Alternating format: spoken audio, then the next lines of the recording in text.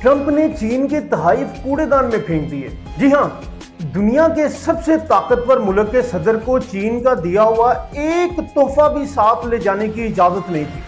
खुद अपने मोबाइल घर छोड़कर आए, होटल के कमरों में बात करने से डरते रहे और फिर भी खाली हाथ वापस। ये है ट्रंप के चीन के दौरे की असल कहानी।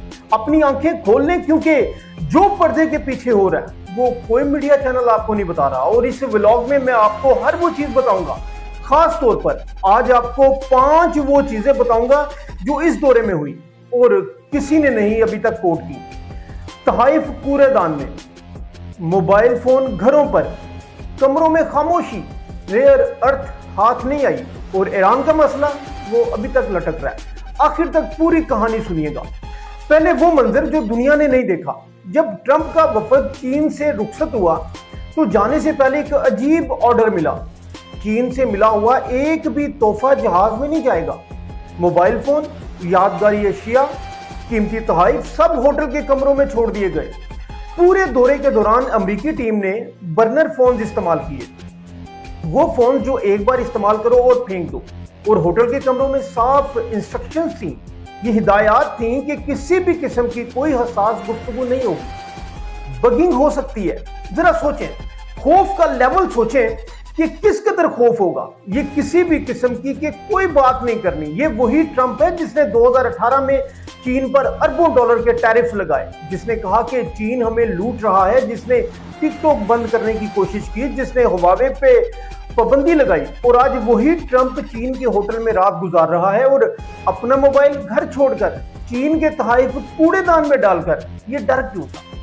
असल बात यह है कि अमेरिका को डर है कि चीन की टेक्नोलॉजी उनके स्कैनर्स को भी बाईपास कर जाएगी। याद करें, चंद साल पहले अमेरिका ने इल्जाम लगाया था कि चीनी हुआवे फोन जासूसी करते हैं। टिकटॉक पर इल्जाम लगाया कि डाटा चुराता है और आज वही अमेरिका चीन के होटल में अपने कमरों में सरगोशी में बात कर रहा है। किस कदर हैरानकुन बात है। मुझे हंसी आ रही है इस बात पर कि एक सुपर पावर का सदर अपने जो किसी के सामने नहीं झुक रहा, लेकिन कमरों में ऐसे बात कर रहे हैं जैसे चोर आपस में बातें करते। तो शायद ये मुहावरा डोनाल्ड ट्रंप के लिए बना था कि दीवारों के भी कान होते हैं। और चाइना के इस दौरे पर ट्रंप की पूरी काबीना उन्हीं अनदेखे कानों से डरती रही।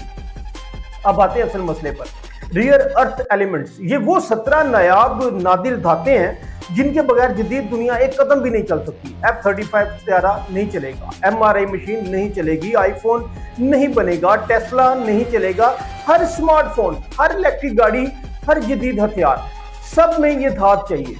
ये इस्तेमाल होती है और दुनिया का 70 से 75% जखीरा चाइना के पास है और दुनिया की 92% रिफाइनिंग चाइना कर रहा है। ट्रंप ने 2025 में जब टैरिफ लगाए तो चाइना ने फौरी जवाब दिया कि रेयर अर्थ की सप्लाई रोक दी और अमेरिका को समझ आ गया कि ये खेल वो नहीं जीत सकता। Tesla, GE, Boeing, Apple, aerospace सबके CEO ट्रंप के साथ चाइना गए थे और वहां जाकर चाइना से रिक्वेस्ट की कि हमें ये धातें दो। ये रिक्वेस्ट नहीं थी, दैट वाज अ बेगिंग, ये भीख थी।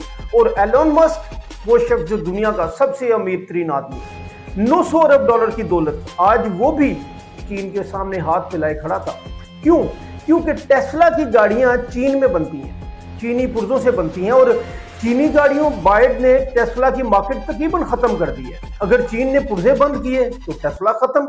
और ईरान का मसला, अब ईरान के मसले बात करते हैं। ट्रंप चाहता था कि शी जिनपिंग ईरान पर दबाव डाले, ईरान को मुज़ाकरात पर मजबूर करें, लेकिन चीन ने साफ कहा कि हम ईरान के खिलाफ नहीं जाएंगे। क्यों? क्योंकि ईरान चीन को रोजाना लाखों बैरल तेल देता है। ये ताल्लुक चीन नहीं तोड़ सकता। नतीजा क्या निकला? ईरान का मसला भी हल नहीं हो सका। और मैं आपको याद भी दिलाता चलूं कि ये वही बात है जो मैं पहले आपसे कहता रहा कि असल ताकत मिसाइलों से नहीं है, असल ताकत मुआशी इन्हिसार से होती है। और आज वो हकीकत सबके सामने आ गई। तो आज की पूरी तस्वीर अगर हम लोग देखते हैं तो वो क्या है?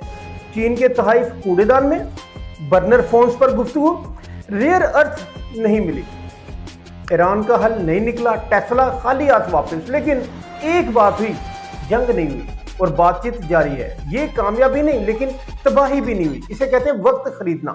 तो अब सवाल आपसे है, क्या आपको लगता है कि ट्रंप का ये दौरा कामयाब रहा या नाकाम रहा? क्या चीन वाकई अमेरिका को रेयर अर्थ देगा और क्या कीमत भी लेगा, और क्या ईरान का मसला अब कभी हल होगा? नीचे कमेंट में अपना तजजिया लाजमी लिखिएगा और ये वीडियो अभी शेयर करें, लाइक करें, शेयर करें और सब्सक्राइब जरूर कीजिए। फर्रुख चीमा के साथ रहें, क्योंकि यहाँ खबर नहीं खबर की समझ मिलती है। अपने दोस्तों का, फैमिली का बहुत ख्याल रखिएगा। अल्लाह हाफ़िज़।